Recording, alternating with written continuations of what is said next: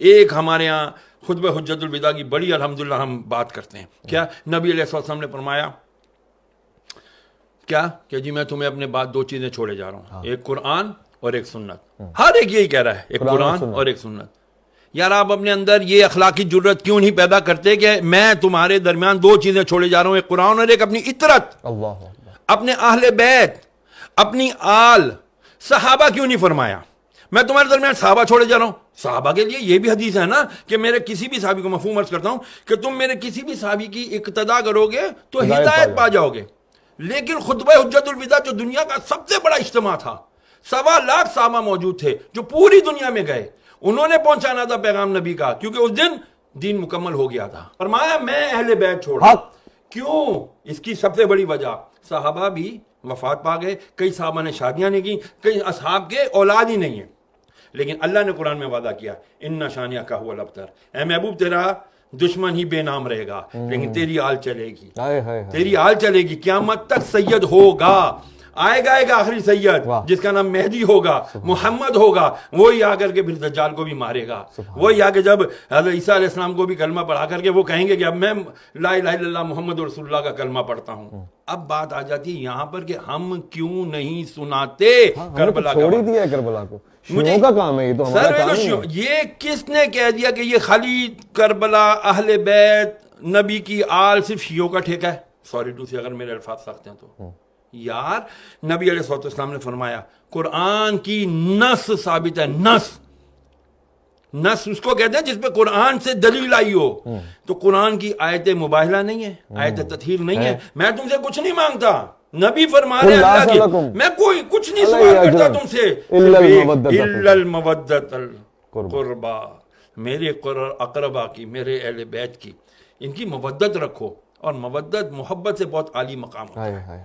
اس کے اندر اگر ہم جائیں گے نا, لیکن جب تک وہ کرائیٹیریا نہیں بنے گا اس وقت تک بچیں گے نہیں. کون سا ٹولہ شروع ہو گیا جی, ذرا سا ذکر اہل بیت کیا, ذکر علی کیا, انہوں نے کہا جی تفضیلی ہے تو رافضی ہے, اب اس کا کیا کریں, یہ بھی تو مسئلہ ہے. میں نے آپ سے عرض کیا نا, ہمیں دوبارہ ریویو کرنا پڑے گا. میں تمام علماء اہل سنت سے ہاتھ جوڑ کر, میں حقیر فقیر آدمی, طالب علم ہوں, میری کوئی اوقات نہیں ہے, صرف ہاتھ جوڑ کر جید علماء سے, بڑے علماء کرام سے عرض کروں گا, خدا کے لیے ایک تو ہم اپنا ایگو, انا کا خول توڑیں, گردن میں جو سریے ہیں ان کو ہاتھ جوڑ کر عاجزانہ آپ کی جوتیاں پکڑ کر عرض کرتا ہوں, خدا کے لیے بیٹھیں. ہماری آج آنے والی نوجوان نسل کو نہیں پتا کہ بھائی مولا علی کون ہے, مولا حسین کون ہے, حضرت امام حسن کون ہے, نہیں پتا. رسول کی اہل بیت کون ہیں, ان کو نہیں پتا. اگر ان کو پتا کرنا ہوتا ہے تو وہ اٹھاتے ہیں اور کس کے بیانات سنتے ہیں, وہ اہل تشیع علماء کرام کے بیانات سنتے ہیں. بہت بڑے بڑے نام ہیں, میں شہنشاہ نقوی صاحب کو بہت اچھے سے جانتا ہوں, میں مسعودی صاحب کو بہت اچھے سے جانتا ہوں, میں باقر صاحب کو جانتا ہوں, بہت بڑے بڑے علماء ان کے ہیں. لیکن کیا عوام علماء اہل سنت اپنی اس جو بھی کمی ہے اس کو ختم نہیں کر سکتے؟ میری التجا ہے, خدا کے لیے تفضیلیت کا لیبل ہر ایک کے اوپر نہ لگائیں. صحابہ کرام علیہ رضوان ان کے اپنے مقام ہیں, اہل بیت کا الگ مقام ہے. کیوں مقابلہ کرتے ہیں آپ لوگ؟ خدا کے لیے نہ مقابلہ کریں, یہ مقابلے بازی کا کام ہے ہی نہیں. اللہ اکبر. یار جب ویسے آپ اس بات کو قبول کرتے ہیں, سچا سوال ہے, حضور نے ہم میں اہل بیت کو چھوڑا تھا نا, انی تارکو فیکم ثقلین کتاب اللہ و اطرتی, اور ہم نے بھی اہل بیت کو چھوڑ ہی دیا. دیکھیں کرائیٹیریا دے دیا, اصول دے دیا, قرآن کو پکڑے رہو گے ہدایت پر رہو گے, قرآن کے ساتھ دوسری چیز کیا چھوڑی, اہل بیت پکڑو گے تو ہدایت پر رہو گے. خالی اہل بیت پکڑا, قرآن چھوڑ دیا گمراہ, قرآن پکڑا اہل بیت چھوڑ دیا گمراہ, دونوں. کیونکہ اہل بیت کون ہے یار؟ کربلا اگر نہ برپا ہوتا, میں بہت بڑی بات عرض کرنے لگا ہوں, اگر کربلا کا واقعہ نہ ہوتا تو خدا کی قسم حق اور باطل کا پتہ ہی نہیں چلنا تھا. اللہ اکبر. پھر تو وہی ہوتا جس کی لاٹھی اس کی بھینس. یزید آ جاتے ہر دور کے اور کہتے ہیں جی ہم اتھارٹی ہے, ہمارے پاس طاقت ہے, ہماری بات مانو, ہم جو کہہ رہے ہیں وہی حدیث ہے, ہم جو کہہ رہے ہیں وہی شریعت ہے.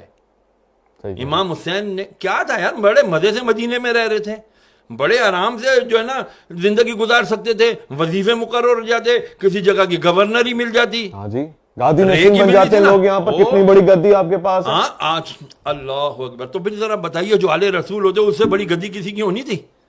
نہیں ہونی تھی نا.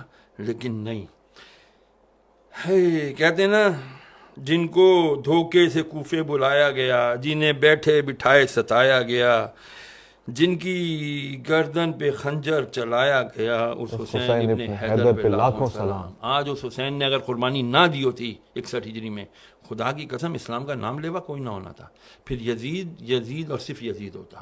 میں کسی چینل پر گیا تھا، معذرت کے ساتھ ایک عرض کر دوں، میرا میڈیا کہتے ہیں آزاد ہے، کوئی آزاد نہیں ہے۔ مجھے کہا گیا یزید کا نام نہیں لینا، دشمن نے اہل بیت کہہ دینا یا دشمن حسین کہہ دینا۔ میں کیوں نہیں نام لوں یزید کا؟ لعنت بھیجی جب تک میں یزید لعنت اللہ علیہ جب تک نہیں کہوں گا میری تسلی نہیں ہوگی۔ تو میں کیوں کروں ایسا کام، میں کیوں کروں ایسا پروگرام کہ جہاں پر میں حق اور باطل کو بیان ہی نہ کر سکوں؟ تو پھر آپ پروگرام کیوں کر رہے ہو بھائی؟ آپ کا مقصد، آپ صرف اپنی فارمیلٹی پوری کر رہے ہو، تو پھر ایسی فارمیلٹی اللہ منہ پہ مارے گا، ایسی نمازیں ایسی عبادتیں اللہ منہ پہ مارے گا، نہیں چلیں گی بھائی۔